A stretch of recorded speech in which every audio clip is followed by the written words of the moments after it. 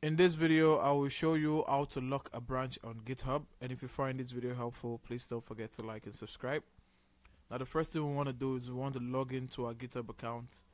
And once we are logged in, this is what the dashboard should look like. Now, we're going to go to the far right where there's an icon that shows our display image. We click on that and we go to repositories.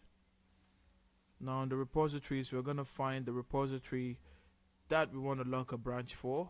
We click on the repository and then we go into the repository.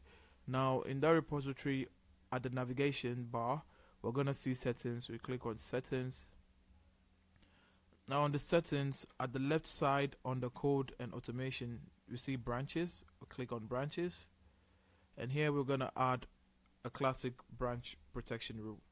So let's say the branch that we want to add the protection for is our dev branch. We have the dev branch as the default branch for this repository, and what we want to do is we want to come down, and right here where it says lock branch, we're going to click on lock branch, and we're going to come down and we're going to create.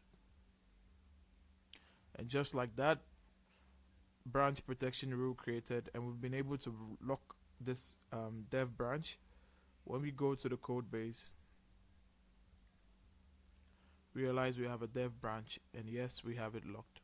And that's how you lock a branch on GitHub. If you find this video helpful, please don't forget to like and subscribe.